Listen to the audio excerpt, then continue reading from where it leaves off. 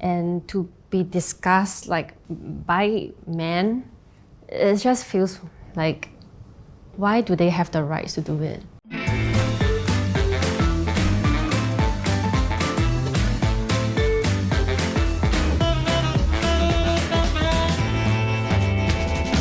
What people say online harm isn't real harm. But how accurate is this statement? Welcome to God People Say, a talk show where we provide a space for healthy discourse on contentious topics often left unspoken. I'm Munah, your host for today. Now, in this episode, we will be delving into an important topic, Singapore's approach to online harm.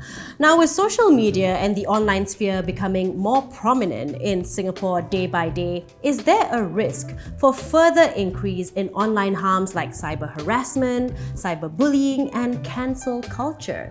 Is anonymity one of the most significant factors contributing to online harm? And what more can be done to support victims of harm and hold perpetrators accountable for their actions? Now, joining me today are three individuals who have had past experiences with different types of online harm, and Ms Simran Toor from SG Her Empowerment, who will be sharing her insights and expertise on Singapore's internet space. Now, let's get to the discussion, shall we? But before that, introductions. So my name is Mathilda. I'm a content creator and cybersecurity analyst in my 9 to 5, and I create content on mental health, body positivity, and fitness. Hi everyone, I'm Julie Tan. I started acting since 17 and I've been in the media industry for 13 years and been a content creator for 13 years. Hi everyone, my name is Simran.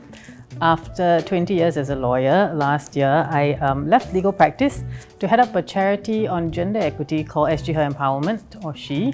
And one of the things that SHE does is we look at online harms and how they affect girls and boys online, and we also run Singapore's first online harms help centre called She Cares at SCWO, so I'm sure we'll talk a bit more about that later.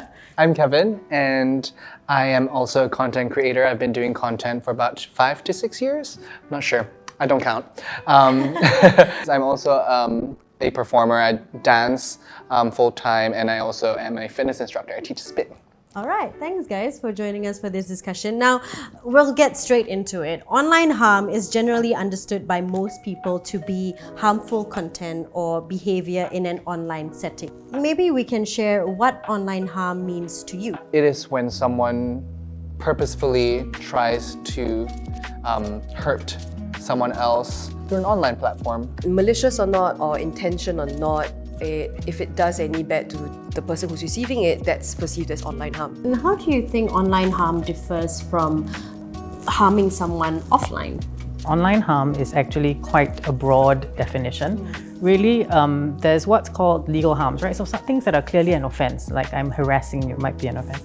But there's a huge swathe of conduct that can be done online that's not illegal, but it's very harmful. It's something that we call lawful but awful harms. Given the amount of time people spend online these days, it's those lawful acts that can actually impact people the most greatly. But what we know right now is that it's serious, it's actually traumatic. So if someone is going to stalk you, they're not going to purely stalk you online. It will happen in the real world and online quite often as well. So we shouldn't just look at this in a silo, we should consider it like holistically. And can you share with us an incident of online harm that has stuck with you?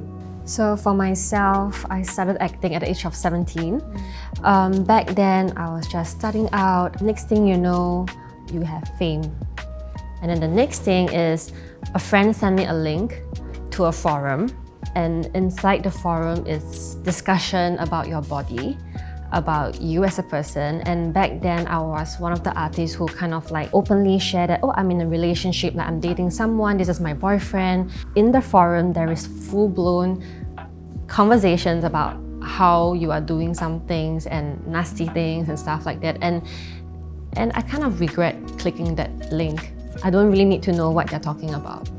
How did you feel though, finding out when it first happened? I mean, it's really my private life, and to be discussed like by men, it just feels like, why do they have the rights to do it? And they would say, you know, with great fame, definitely that is one of the effects that you need to take it.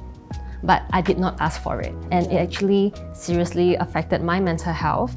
And there is actually a short period of time I was actually self-harming myself. Yeah.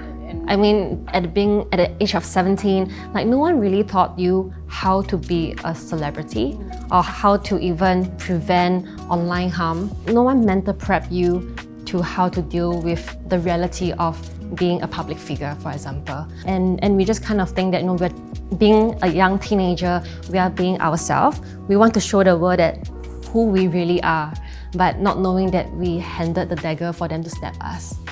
But the thing is, to them, to the public, they will just think that, oh, you want to be an actress, what? You need to accept it. But do we really need to take it? Like, do we really need to accept it? I got chills listening to your story because crazy how we're in the same couch. I didn't know you before this, but I 100% feel for you. I went through the same thing. This 20-page forum discussed so many different depths about my body and how they deluded at one point that I had thyroid. And I was thinking like, okay, do I really have thyroid disease? And that's crazy, right? I mean, like, how can someone's opinion, someone who I don't even know, affect how I looked and felt about my own body and questioning my own like general physical health? I took another approach from you and we wrote into the moderator. There's clearly some cases of doxing. They managed to find out my condo apartment at that point in time. With that, we used that piece of ammo to the forum and told them take it down. It's obviously against privacy or data privacy, etc. It's a horrible feeling having to feel like you have to stand up for yourself and having to deal with all these different comments said behind my back. Even though like I was preaching for things that were so important, like mental health, being happy in your own body. And like, why do I deserve this? I don't know. I still haven't figured it out. I hear that a lot too. Like, yeah, you put yourself out there, you have to, this is just part and parcel of it. But I think there's a line, right? There is a line, and it's something that I think we need to talk about a lot more, which is like the myths that operate in our minds and the misconceptions about online harms. She, SG Her Empowerment, put together a little guide, 10 myths about online harms, and one of them is, if I put my image online, I deserve all the hate I get because I put my image online. And that's not true, right? I can put my image online, that's my freedom of expression, but it doesn't mean you can be horrid and abusive to me, right? There must be a line in your conduct.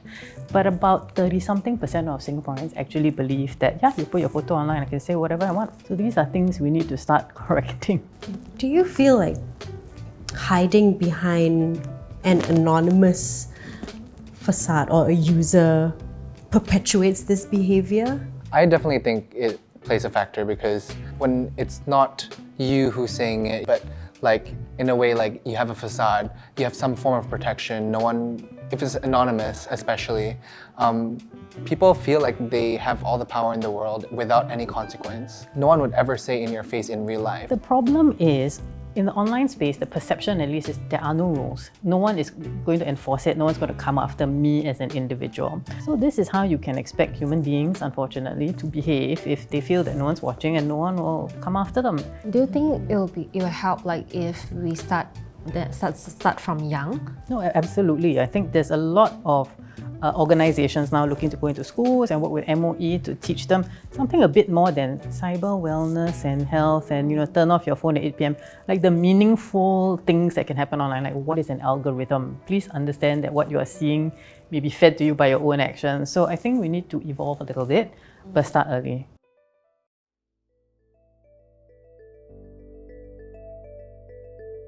The idea of cancel culture. I think one big one for me was when I got cancelled. Do you think it's ever beneficial or appropriate for someone to be cancelled? To some extent, it's quite necessary.